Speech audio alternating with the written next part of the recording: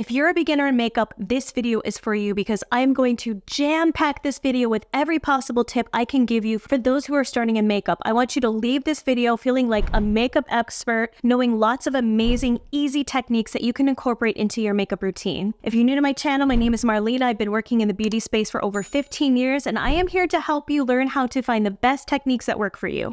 So the first thing we're going to talk about is the most important that everyone kind of skips over is the skin prep. If you do not prep your skin, it doesn't matter what makeup you put on top, you won't get the results that you want. So every time you sit down, just take a quick 10 seconds, evaluate your skin. It can change from day to day. Look to see, do you have any dry spots, any oily spots? If you have oily spots, take a tissue, divide it into half so it's one ply, and you can blot any oil to make sure that you don't have excess oil before you put on your primer or foundation. And then for any spots that feel really dry, you can add just a touch of facial oil. You can add some extra moisturizer. I'm going to add some oil. My forehead always gets a little bit dry, so I put it on just the forehead and around the sides of my face here to make sure that I'm evenly hydrated from, I was going to say from head to toe, from forehead to chin. And then the last thing for skin prep, if your foundation is separating, most of the time it's because the oil under your face is breaking down the foundation throughout the day. Most foundations are silicone based, so find a silicone based primer. Like this is the Lancome La Base one. You'll know it's silicone based if any of the ingredients at the top of the box say dimethicone, trimethicone, cyclopentasiloxane. I have a video on YouTube for that. I'll link to it right here so you guys can check that out.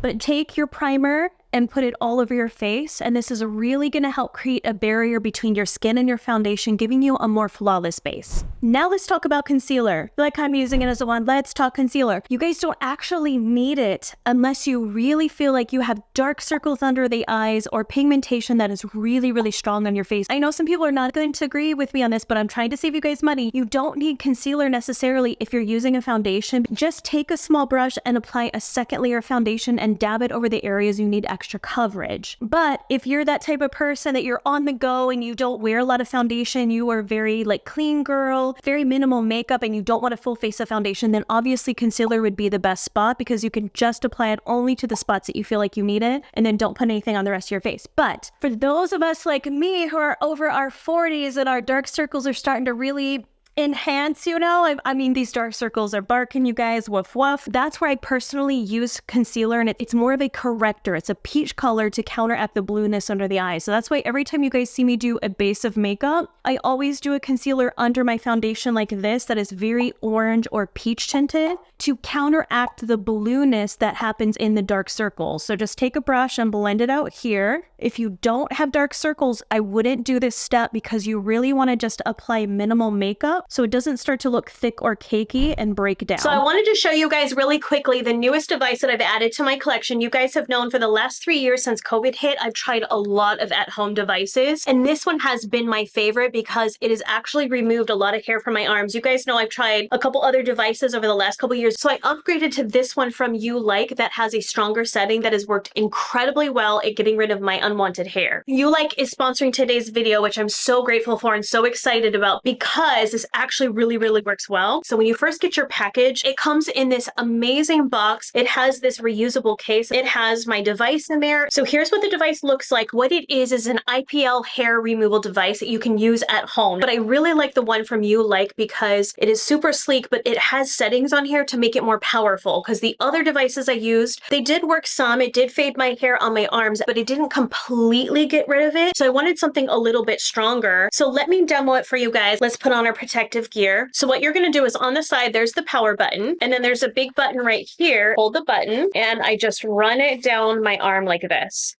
It doesn't hurt at all. It's actually very cooling because it has that cooling system in there. And that's another reason I like this one better than others. You don't feel anything at all. There's no pain or anything like that. So I use this once a week, and I've used it for 8 weeks now because I've had it for 2 months. I have noticed that I have less actual hair. Like Before, it was just kind of faded with other devices, but this one I feel like it's actually getting rid of the hair. It's stopping some of them from growing in. And then when you're done, you just turn it off. So for me, I really like using this a lot because again, it saves me time. I'm able to do it from home. I think they've done a great job at just bringing a high quality product to the table. So I'll put a coupon code if you guys want to check it out, get a discount. You guys do your research yourselves. But for me, I've really liked this. So this is in my constant rotation of devices that I use at home. So thank you, Like, for sponsoring today's video. I'm so grateful for you. Now let's talk about foundation. There's so many things with foundation that can go wrong. Again, I have a video on YouTube that really breaks down the reason why your foundation looks patchy and all of that. The main thing is your application method. So if you have a foundation that has a thick viscosity, when you pump it on your hand, you put one pump there. If it sticks like that, you're better off using a damp sponge to apply it. If I start buffing it in with a brush, because it's so thick, it's going to stick to the skin. It's going to look thick and cakey. So pairing the right tool with the viscosity of your foundation is huge for giving you the results that you want. If you have a thin viscosity foundation like this one here, you see how I put a drop on the hand? You see how it's starting to flow down the hand? That is a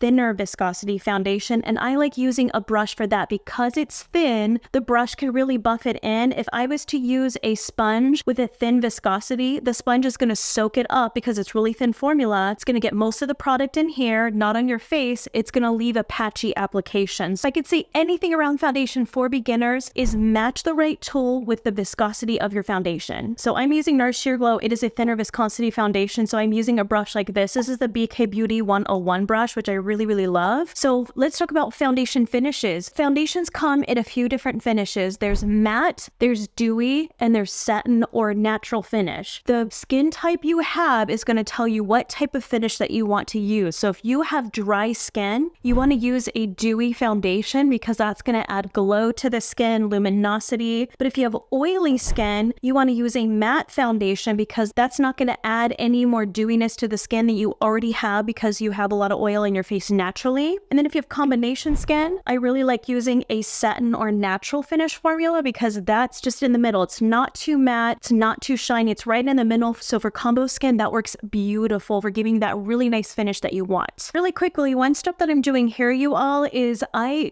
mix my foundation finishes sometimes if I need extra coverage as well. So I'm combination skin, so I just put a dewy foundation on, but around the sides of my nose, I get a little oily. So what I did is I took a matte foundation like Milani Conceal and Perfect. It's a thick foundation, so I got to use a sponge. And if I need a little extra coverage around here where I have redness and pores, I take a bit on my hand, kind of dip my sponge into it, and I just dab this on, almost as if I was doing a concealer to give me extra coverage in here, but it's a different finish because I get oily here, but dry around the forehead and rest of my face. So I'm mixing my foundation finishes and having two types, a dewy one and then a matte finish one.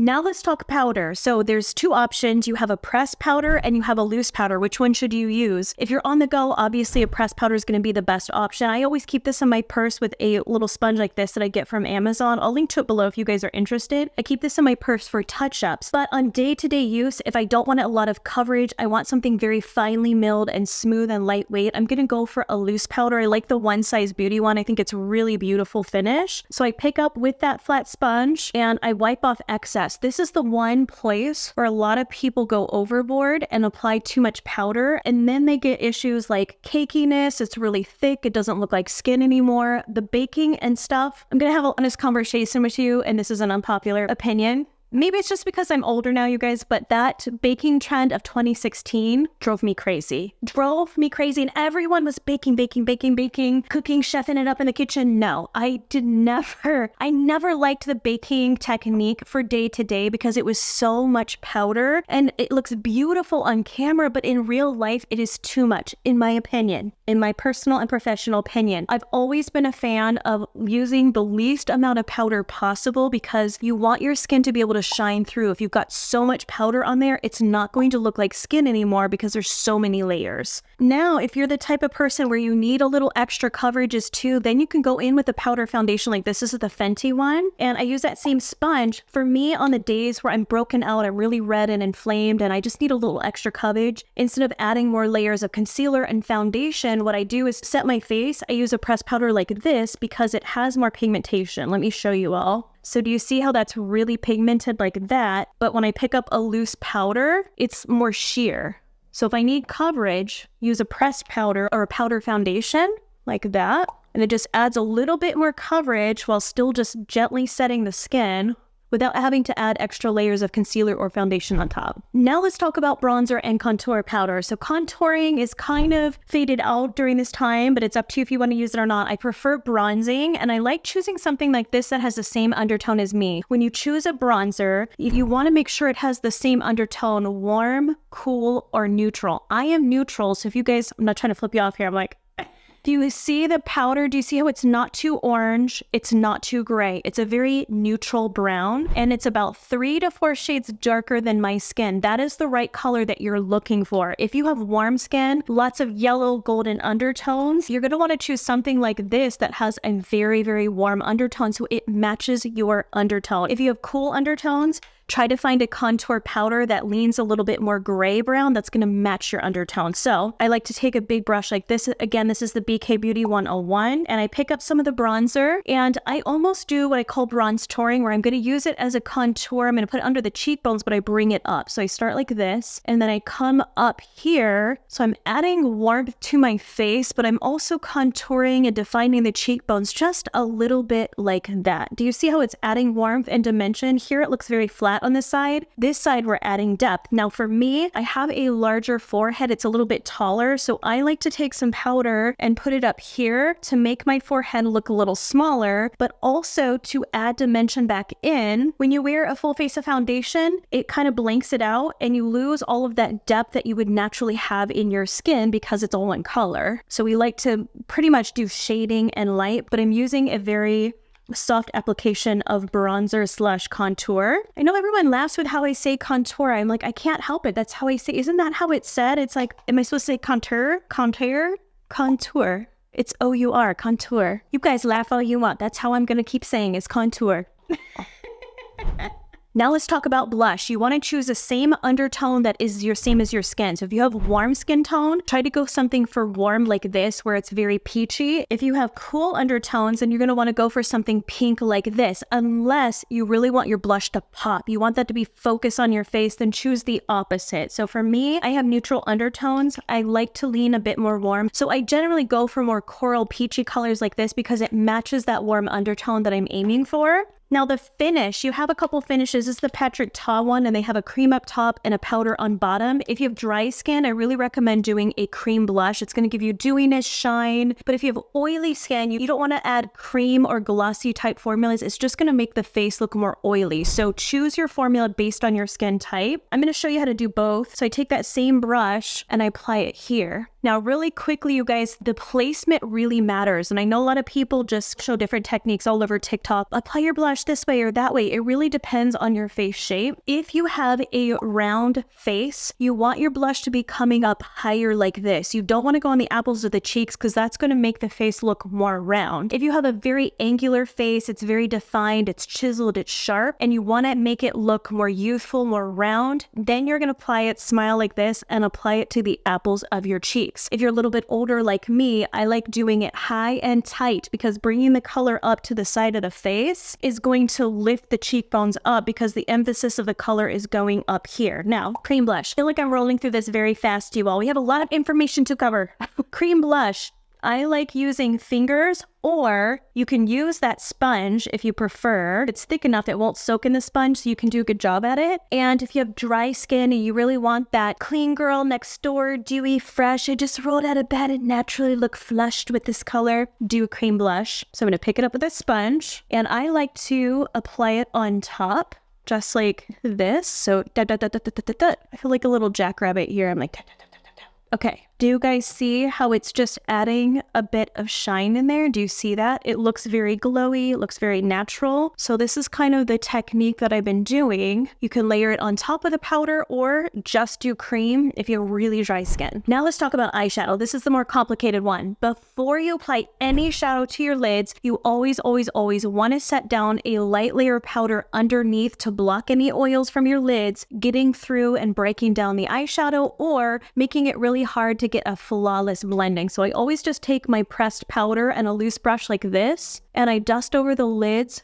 very quickly like that, really easy. That way any color I put on top is just going to be that much easier to blend because it's not going to stick to any sort of oil or sticky primer that's underneath. Now, the easiest way if you're starting off with eyeshadow is actually to use a cream shadow, and most people are so intimidated by creams because it's like, oh, it's sticky, it's gooey. They want to go for shadows, but honestly, if you want a fast and easy 1-minute smoky eye, get a cream shadow and a dome brush like this. This is the Gabby Rose Eye Master brush like this, and I pick up a cream shadow. This is ColourPop Bay, and just swirl that in there and literally just dust this on the lid like that.